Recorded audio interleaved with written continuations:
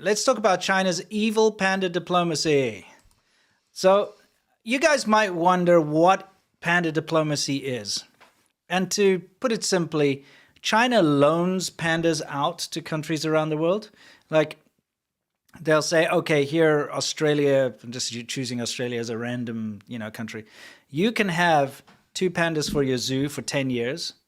It costs a lot of money. I think it costs like $1 million per panda you have to pay China to have it for that time.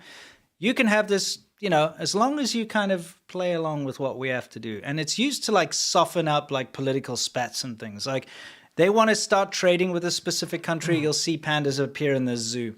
And it's kind of like, hey, if you step on our toes, we're taking our pandas back, you know, or you want pandas, you better pander to our demands. It's that kind of thing. So panda diplomacy really is that, using pandas yeah, exactly. It's using pandas to, for political gain as it goes along. Now, just yesterday, the foreign ministry spokesperson said, and this is kind of telling, the US is one of the first countries to cooperate with China on panda conservation and research. Together, we've bred 17 cute panda cubs. 7 of them still live in the US, connecting the hearts of Chinese and Americans. Now, this is a very nice tweet. And this is not normal for the Chinese state. Not recently. No, because we all know the wolf warrior tactics. They're always saying some shit about America, right? And this sounds too good. Yeah. And that's because it's panda diplomacy once again. Yeah. Okay? Now, usually the pandas come out when there's something bad that they want to hide, or there's something bad that they want to walk back. So when I first saw this, my initial response to this is that China knows it's probably pushed the boundaries a little bit too far and pissed off America just a little too much. So they're bringing this in to kind of soften that. You know what I mean? To just be like, oh, we should cooperate. We're actually good friends. That type of thing. And so I did reply to her and say the pandas only come out when you know you've crossed the line and are desperately trying to repair relationships or get away with something. Panda diplomacy is real. It is. Anyway, just to give you some basic examples of panda diplomacy, China's Xi turns to panda diplomacy to seek EU trade deal. You know what I mean? President Xi Jinping, dictator Xi Jinping, will use 2 pandas to break the ice and soften European opposition to a free trade deal with China during his visit to Belgium. That was years ago. There we go. Just, again, all this nonsense about the pandas. Remember, whenever there's a spat, they snatch their pandas back. You know what I mean? They've used it in Taiwan to try and like sway people. And then, of course, we had the panda balloon nonsense. Now, I don't know if you guys remember that there was a Chinese spy balloon that flew over America. Yeah. You might remember that. I do. Okay. Yeah. So this Chinese spy balloon flew over America, and there was a big hoo-ha about it. Guess what happened at the exact same time that big hoo-ha about the balloon was happening? Pandas? Yes, China made a big stink about a panda, and like it was a huge outrage that there was this sick panda that was being mistreated in America. In Memphis, right? Yeah, the Memphis Zoo has been mistreating this panda, and it looks sick and it's patchy and all that. And guess what? Like, America's bad, treats our panda so bad, and got the whole national, and we want our panda back. Happened at that exact time. And it's not a coincidence that it happened at that time. Yeah. Okay? It's because of the balloon stuff. Panda diplomacy comes into play whenever there's something big going on, right? Anyway, there's a little clip of a CNN thing that we wanted to show you here to remind you all of that whole thing, in case you didn't even know about it, okay? So let's take a look. Once a symbol of Beijing's goodwill, now the center of angry debate in China. This panda in Memphis, Tennessee has become the latest victim in worsening US-China tensions. Yaya arrived in America with her playmate Lila 2 decades ago as an emblem of growing bilateral friendship. But recent videos showing the once fluffy panda, now looking skinny with scraggly fur, has sparked outrage in China. Many Chinese people and some animal advocates accusing the zoo of mistreatment. Videos on Chinese social media claiming the pandas are being abused quickly went viral against the backdrop of growing anti-American sentiment, the rumors often fanned by state propaganda. Yeah, so one thing, the zoos here, when they've got a panda, they set up panda cams that you can see that's all over if you want to go look at the pandas, you can watch them 24/7. They're not hiding anything, by the way. No. There's no abuse of these animals. So, of course, the netizens will go and scrub through the panda cams at 24/7 to try and, like, say that something bad's been happening. But nothing bad was happening. It was an old-ass panda and had a genetic problem, right? Yeah, well, I mean, pandas live to about 30. And these pandas No, are it's under 30. under 30. Yeah. Well, yeah, okay. So these pandas are in their like mid-20s, so reaching the end of life basically anyway. But not to try and make excuses, but see what happened at the exact same time. Okay, this is kind of important. And meanwhile, Chinese social media users are praising these viral videos of this panda in Russia, Ru Yi, claiming videos of the active and playful panda prove Russia is taking excellent care of the Chinese bear. State TV saying the pandas are helping the Russia-China relationship. Chinese and American scientists launched a joint investigation concluding that Yaya has a genetic fur and skin condition that does not impact her quality of life and has received excellent care. So you see, there's the crux of the matter. Yeah. Chinese and American scientists together are like, let's check out this panda and make sure nothing's wrong. And they found out it's a genetic disease and that it's receiving excellent care. So it's not American scientists, it's Chinese and American scientists get together. But that didn't, of course, the Chinese state media is not going to be like, oh, it's actually okay. They fan the flames of this bullshit. Say, look how great these young Russian pandas are doing, you know, compared to this genetic disease one. Yeah. Meanwhile, so the Chinese scientists go, yes, it's fine. Yes. And then the propaganda, literally the Chinese government goes, no, it's not. Yeah, exactly. And so they fan these flames of this anti-American, pro-Russia, all at the same time that this spy balloon hoo-ha was going on, right? Anyway, let's continue a bit. But that message is not getting through. Outside the panda exhibit at the Beijing Zoo, I asked people if they've heard of Yaya the panda. This man says, yes, she's abused in America. An 11-year-old boy tells me, I heard the U.S. is treating the panda poorly. This man says, isn't Russia taking good care of pandas? Pandas are happy over there, not like in the U.S. And this man, with his granddaughter, tells me pandas in Russia are very happy. Why?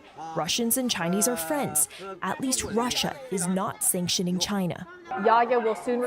So, I mean, again, isn't that just a bunch of nonsense? You see how the propaganda works?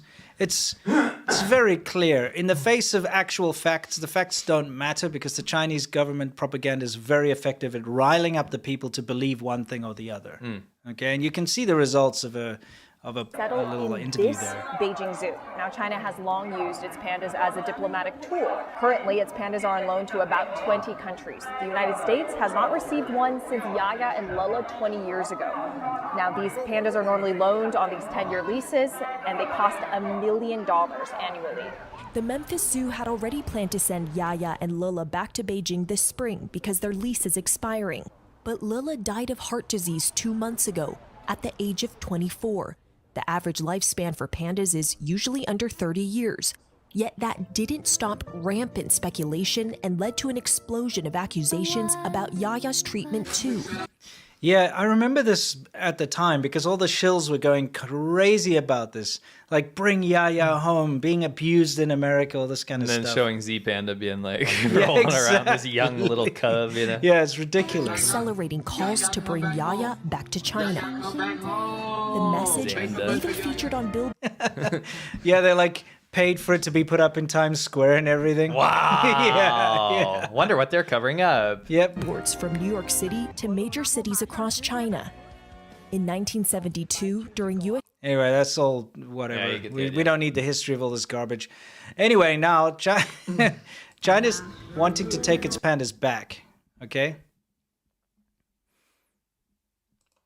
So you've got a list of countries where China's currently trying to, well, basically saying we're taking them back. Well, this goes against what that tweet you showed. Yeah. There must have been a quick change of thought, quick change of heart, because China is using panda diplomacy against the other countries now. Yeah. The US. So what?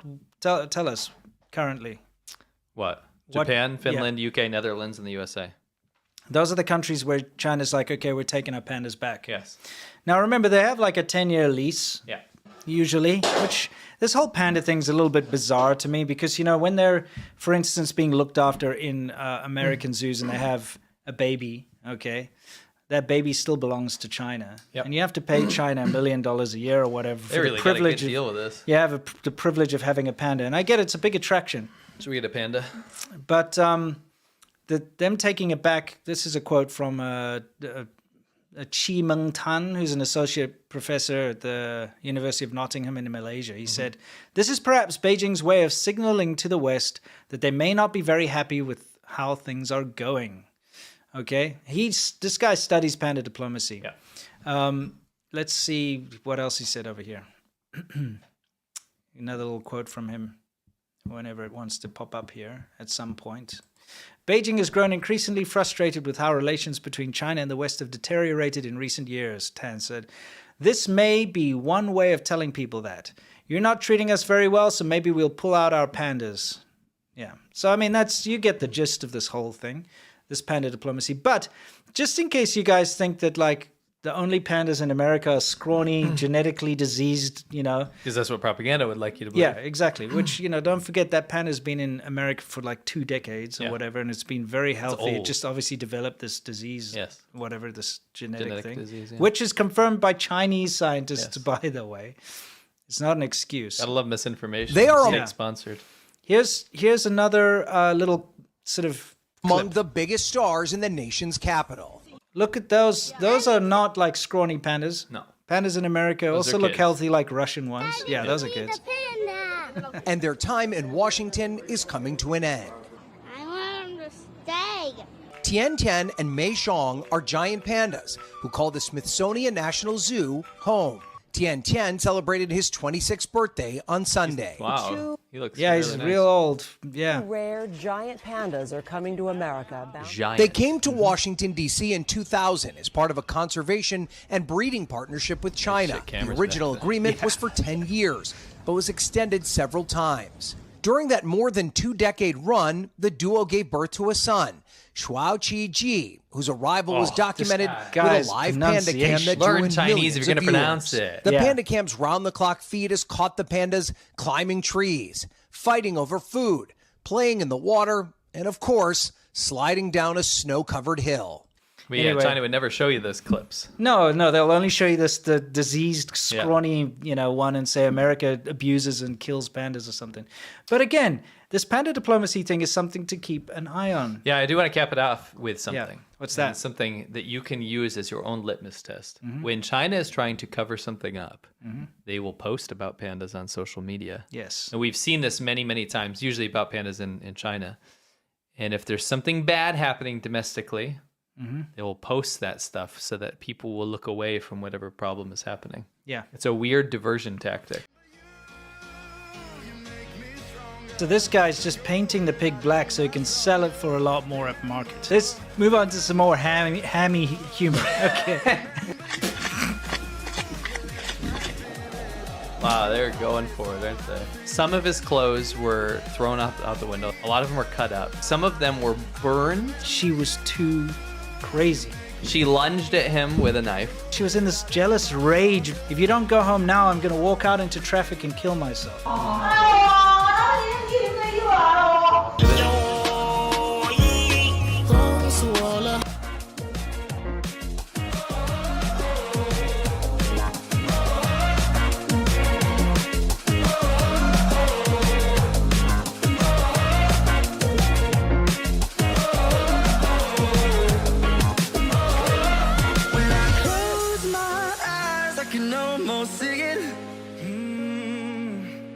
When I take a breath, you fill up my life.